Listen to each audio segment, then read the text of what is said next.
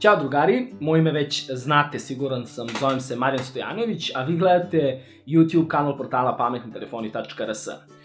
U današnjem videu želim da vam govorim o aplikaciji za koju pretpostavljam da će vam biti od koristi, a radi se o kursna lista aplikaciji. Naravno, kao što samo ime kaže, pomoću nje možete da proverite kurs evra ili neke druge valute.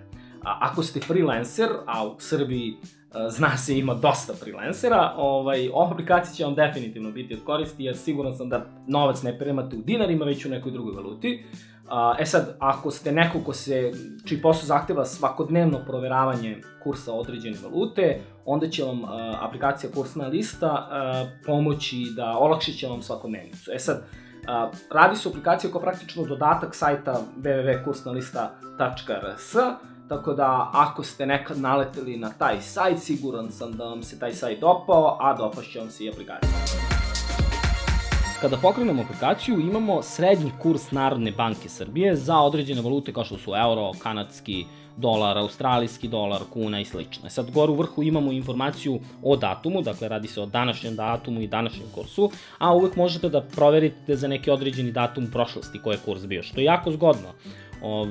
Svajpovanjem sa desne strane ekrana na levu možete da pristupite kategorijama koje inače možete da nađete u ovom dodatnom panelu, a tu su kategorije za srednji kurs, kurs za Narodne banke Srbije za devize, kursna lista banaka itd. To ćemo sada prođemo. Uglavnom, jako je dobro to što, ajde kažemo, gesturama možete da dođete do određenih opcija.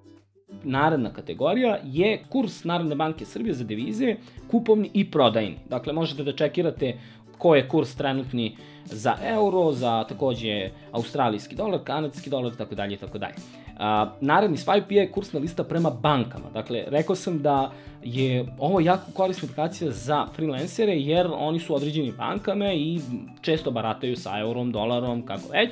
Obično te aplikacije koje banke nude, te njihove aplikacije, pokazuju taj trenutni kurs. Sad, ono što je dobro je što ovde možete uporediti recimo iz Raiffeisena i recimo Inteza banke, koji su to kursevi. Možete uporediti ko vam više praktično uzima ili ko je bolji kurs i tako dalje.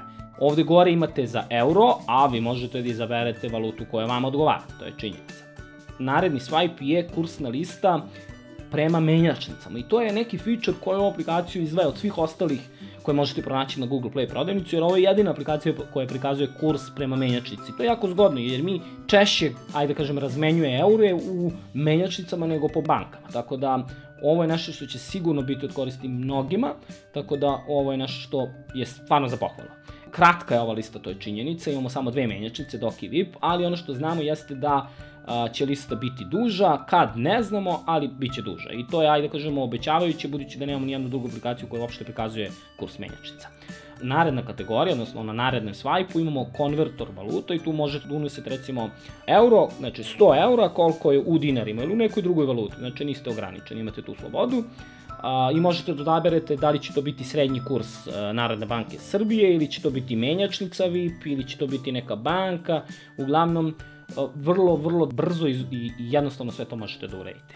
Naredna kategorija je kursna lista kriptovaluta za poslednjih 24 sata, što je po meni takođe jako cool dodatak za one koji, ajde da kažemo, prate i kriptovalute. Sad, ne verujem da će ovo biti prva, znači main aplikacija za ljude koji mininguju ili koji se bave trejdom kriptovaluta, jer, ajde kažemo, ima mnogo boljih aplikacija koje mogu da završe taj posao, ali je super dodatak svakako imati uvid i u kriptovalute kad već proveramo kurs evra ili kurs dolara.